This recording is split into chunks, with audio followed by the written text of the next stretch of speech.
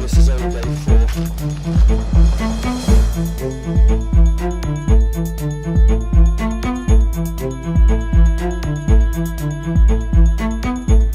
There he goes, one of God's own prototypes. Too rare to live, too rare to die.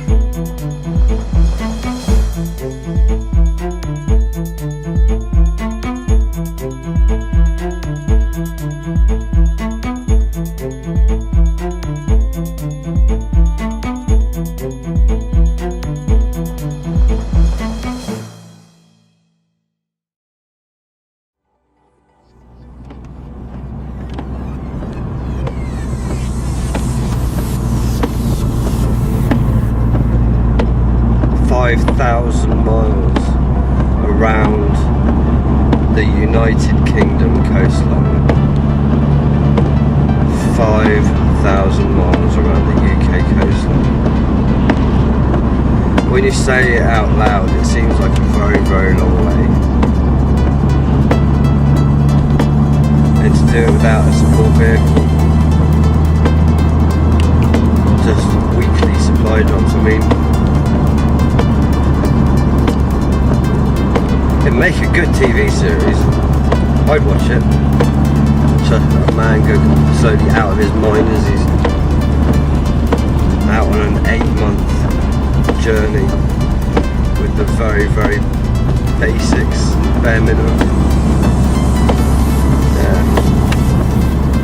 And with the added bonus of internet media and social media, I mean, an interesting twist to the whole thing.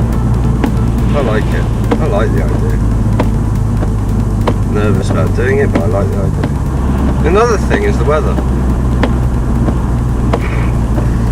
Good old English weather. I mean, it's gonna be nice and cool.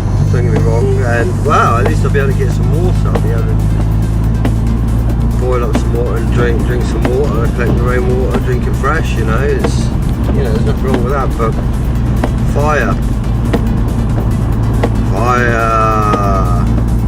Nothing's dry, so trying to start a fire at night, that could be an interesting little task. The more I talk about this, the more problems I kind of find and discover, and the more crazy I think I possibly might be. A lot of people would have gone, food, how we're going to do that when I can't give up, or you not even consider the water situation until a lot further down the line, and then they go, well, there's all that water around me, but I can't actually drink it, all that causing myself serious medical problems. But for me, that's just another challenge. It's like a mini challenge within a challenge, so that hasn't dissuaded me. Fear of falling from a cliff, walking, say half a day down the beach, only to discover that a landslide has made the beach unpassable, which you're not going to see on all the satellite images. What do? Do you walk back, add another day to your journey, or do you try and climb up? Again, people go, unnecessary risk. But would it be? You have to weigh up the pros and cons. What else is going on at that particular time? What's the food situation like? Have you fallen behind? Are you ahead of schedule?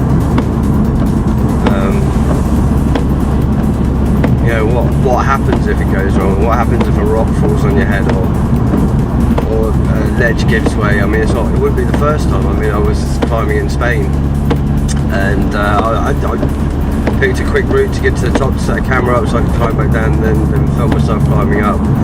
And whilst climbing up to the camera location, the ledge beneath me just gave way, and I fell a good 12 feet onto another ledge below that, and luckily slid to the edge, but luckily I didn't fall off, because it was another 24-foot drop down to rocks and crashing waves below. So you've got to take into that consideration. I'm going to have 15 kilos on the back at least, hopefully no more, but I'm guessing at least 15 kilos. So you've got to take into that consideration while climbing. I'm not going to have climbing boots, I'm not going to have any kind of safety or protection with me. There's no no person on the end of a rope to be letting me. It's going to be my decision. And if I make the wrong decision, then no one else to blame but myself. That sucks.